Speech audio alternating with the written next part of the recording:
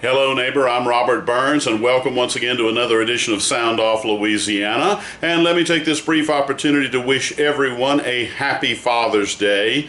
I happen not to be a father, but nevertheless I enjoyed the day as hot as it was. I spent some time at the pool and I hope that everyone, whether you are a father or not, enjoyed a happy Father's Day. Now, let me just tell you that late last week, we were absolutely bombarded.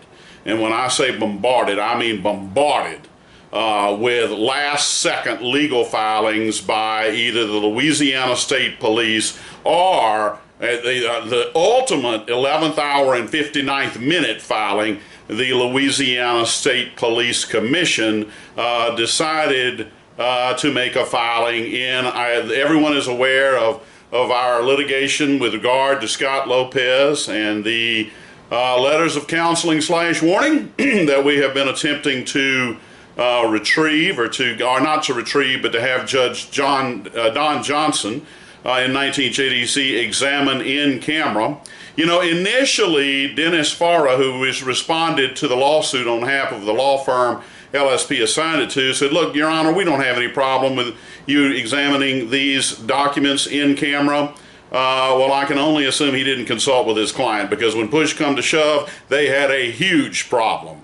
And I'm going to go into the detail, but I want to keep this brief. We'll give you every filing that's been made, from the outset of the lawsuit through what I have just served earlier today to both the State Police Commission and the fine folks down in Metairie who are representing State Police, and specifically Greg Fahrenholt, who I can assure you is not going to be very happy with me, and he's made those sentiments clear, and that's all well and good. But as you saw, we literally had to threaten the contempt of court against Colonel Davis, and here's what went on. I made my filing. In fact, we published a piece on it. We said we kept it brief. We figured we'd call it brief for a reason. Well, I had to make that a little earlier than the deadline because I was going to be having cataract surgery, and I'm happy to report I have now had it, and it went very well. Many of you may have noticed I would often close my left eye when I did these, and my left eye has been basically MIA for the last 2 years, and I'm happy to report that surgery went well, and I am so thankful for it. But I turned it in early because I didn't want to have this situation where had deadlines looming, and here I am having difficulty or been limited to what the doctor told me I could stare at a computer screen. So I got that in well ahead of the deadline, and meanwhile I waited for the memorandum that Mr. Fahrenholt would submit. And he submitted the memorandum, I believe Wednesday of last week, whatever that would be, June 15th. And also filed a motion for leave to file certain documents under seal, which is exactly what the judge had ordered. So far, so good. And the 4 itemizations that he opted to file under seal, number 1 was the redacted documents that I did not receive. Very good. So far, so good. You're conforming to the judge's order. Number 2 was the unredacted items, and that was part of the order, but I am going to inform Judge Johnson on tomorrow when we have the court hearing that there's no need for him to waste his time. I have purged through all of them. There's nothing there. If you want material that'll put you to sleep real fast, item 2 will do it, and there's just no need for him to waste his time. I will make note of they didn't redact the fact that Trooper Lopez had one glowing one in his career on some kind of a mission that he and a colleague went on, and they praised him for having little time to prepare for that. I noticed they didn't redact that, okay, but there's 137 give or take pages that are fully redacted. So at any rate, item 2 can basically be ignored. Now here's where things get really, really, really, really, really aggravating. I was so mad I could bite a 10-penny nail when I read items number 3 and 4. I'm going to cover them briefly. Number 3 said a letter of reprimand. Okay, how many times have I stressed I'm not looking for any letters of reprimand? That's a disciplinary item, and I'm fully aware that I can get it, okay? I'm having trouble calming down because, I was fuming mad when I read that. Why? Because I made that crystal clear in the May 23rd hearing. And Mr. Farinholt, I assume, either had tuned it out or just let it go in one ear and out the other. Because I made it crystal clear I am looking for 2 letters of counseling. And I made the distinguishment. They are letters of reprimand and letters of counseling are not indistinguishable. So you can imagine when I see the first 3 words, letter of reprimand dated February 12th, I mean, I was mad as a hornet. You know, it's not incumbent upon me to provide this kind of remedial training. And yet I did it at no charge. I don't get paid anything for anything I do. I do this because I love this state. I've spent my whole life here. I'm trying to make it a better place to live. And let me tell you, it's one more struggle when it comes to state police. But anyway, letter of reprimand. Well, that all goes back to the June 4th, 2021 incident where he didn't turn on his body cam when he made the pullover of Billy Broussard's driver, okay? And Miss Holland had even hinted that, hey, you know, there may be some discipline coming down, but you got to wait till this 30-day appeal period is. And Mr. Farinholt apparently must believe that, or let me put it this way, LSP obviously believes that I just fell off the turnip truck. Because I'm well aware of that, and I'm well aware that we now know he got a letter of reprimand, okay, and I will certainly make public records requests for that, but that's not a letter of counseling, and I made it crystal clear, that I wanted the 2 letters of counseling that are in Trooper Scott Lopez's file, okay? And if I seem angry, I'm angry.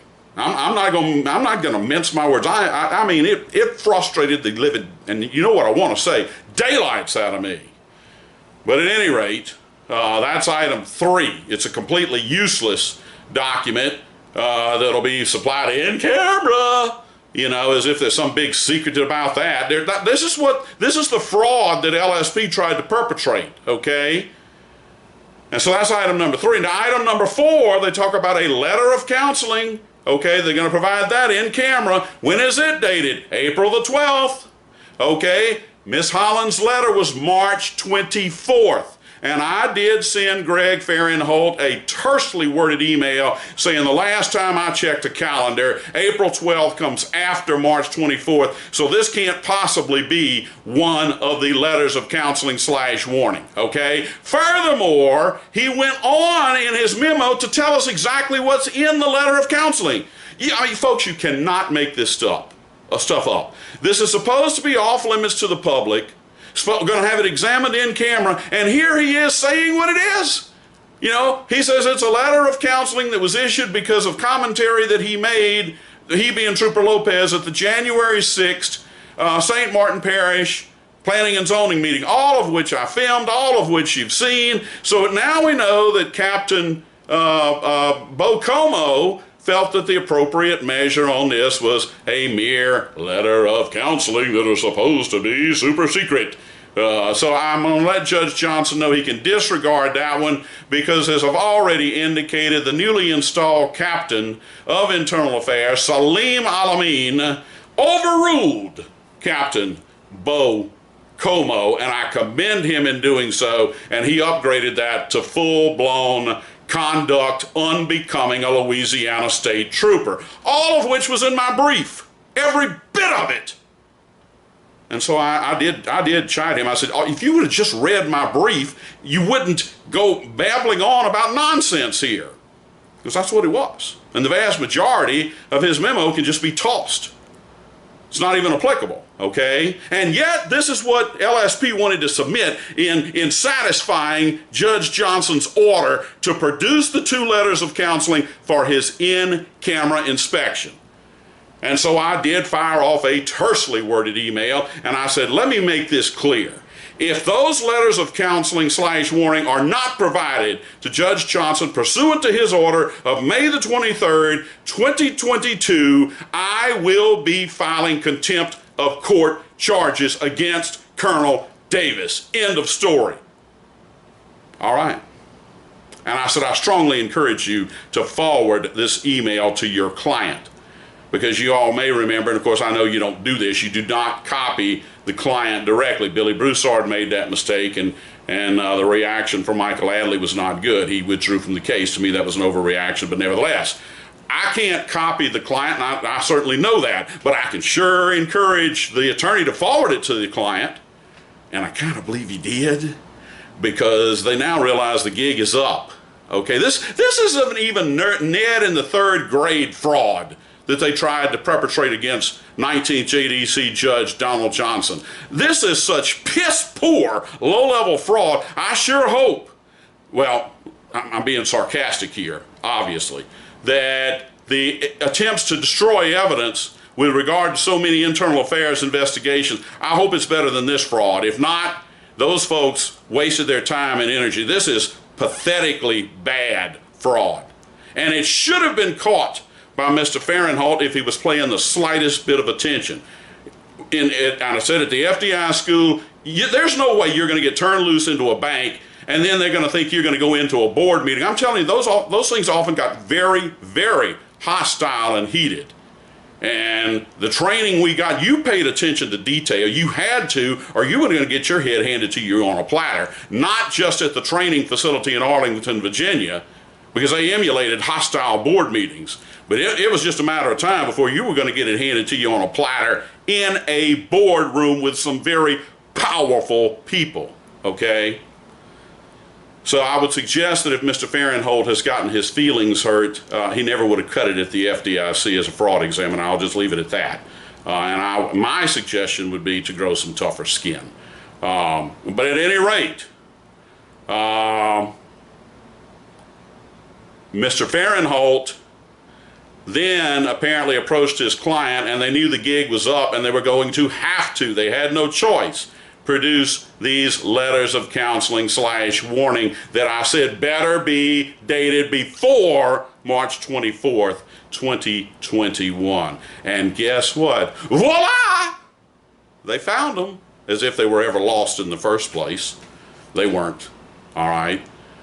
And so Mr. Fahrenholt then chose to send by regular snail mail the fact that he was making a supplemental filing as I had instructed him he better do, or I was filing contempt charges. Snail mail. This is Sunday evening. I don't have it today, and tomorrow will be a Juneteenth holiday. It's not going to arrive in the mail tomorrow. He would have me walk into court without all of this documentation. All right? And the only reason it didn't work is that I phoned him at 2 p.m. on Friday, June 17th, which was the day that clerk of courts recognized Juneteenth. And so I said, look, I haven't heard a word from you. I had to leave a voicemail. I'm sure he doesn't want to take my calls. And all that's well and good. He and I'll never probably encounter one another once this is over ever again in our lifetimes, and I'm sure he's glad of it. I don't hold anything against the man, but I really, really am getting tired of having to educate attorneys who ought to have been able to put this together. I realize he's not a fraud examiner, he's not an inactive CPA, but this should not have sailed right by him the way it apparently did, period. There's no excuse for it.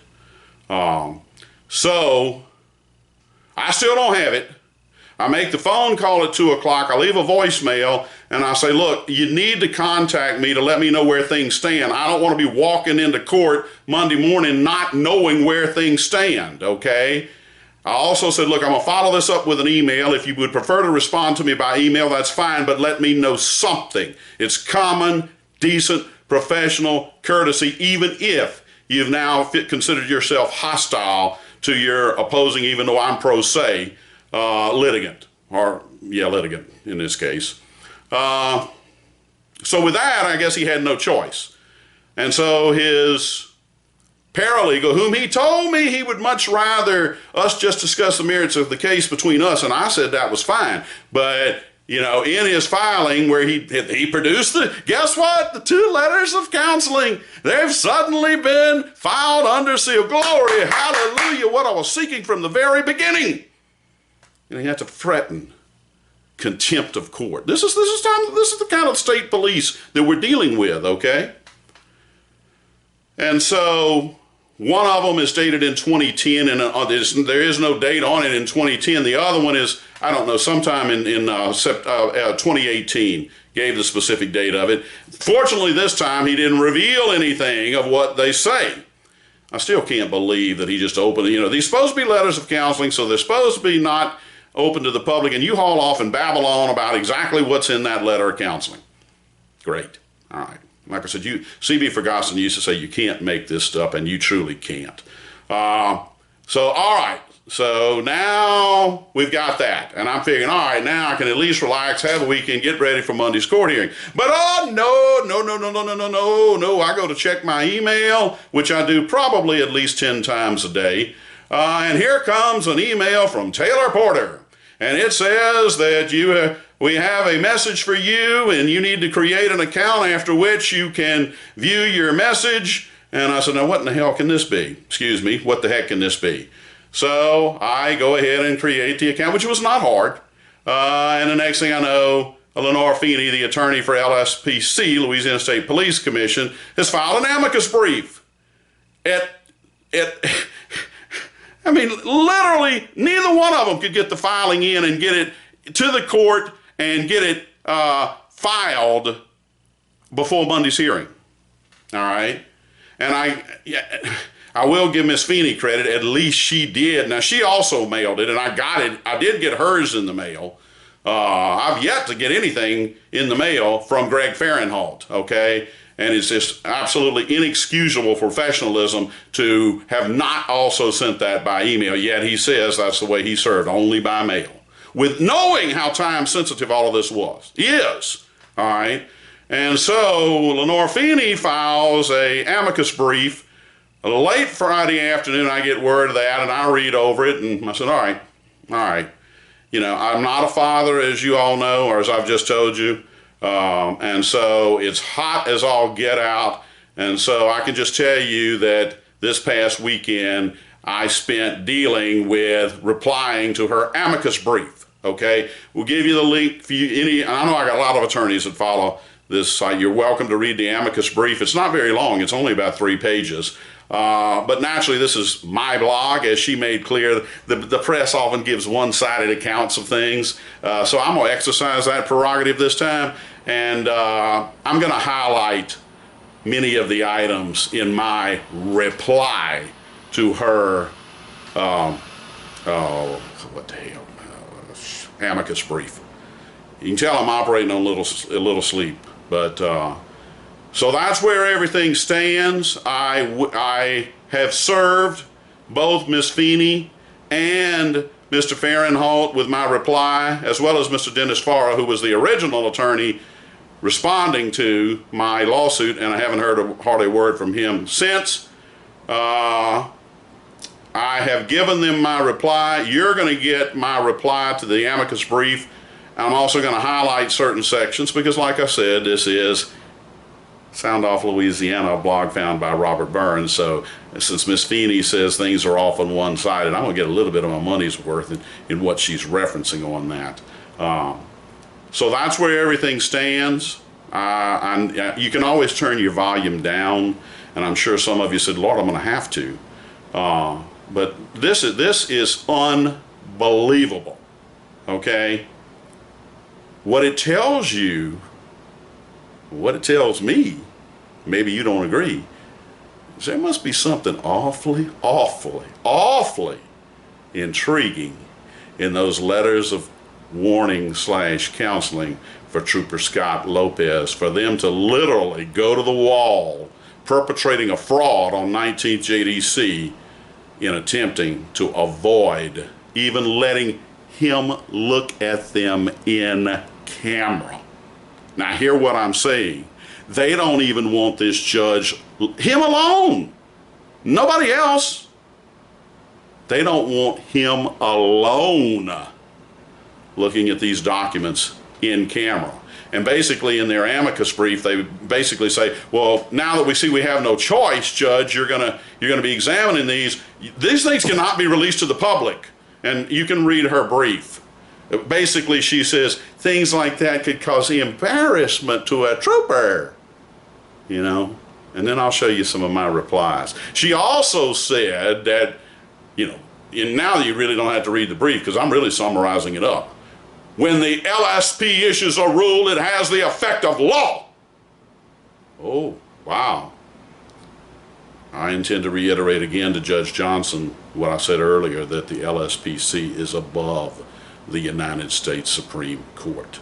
Okay, and I would represent to you that the LSPC was formed in 1991 by way of a constitutional amendment, when I doubt you could find 5 people out of 100 who said that state police wasn't a highly ethical and upstanding agency. And of course, they voted for something to help support a very well-respected law enforcement agency, and she wants to use the environment that existed then to say it's a constitutional amendment, and until you change it, by God, when we issue a rule, it's law. Do you understand me? And that's the entire mentality that this body has, and it's why it needs to be eradicated. I've said it numerous times, but they're slowly digging their own grave with this sort of thing. I'll let you know how tomorrow's court hearing goes. Thank you so much for tuning in. I'm sorry I got loud. I'm sorry I got boisterous. But this has been an ungodly amount of time of my weekend dealing with this, okay? All because they do not want Judge Donald Johnson to look at these letters of counseling/warning. We'll let you know how the court hearing goes tomorrow. This is Robert Burns. Once again, I hope everyone had a very happy Father's Day. Thank you once again.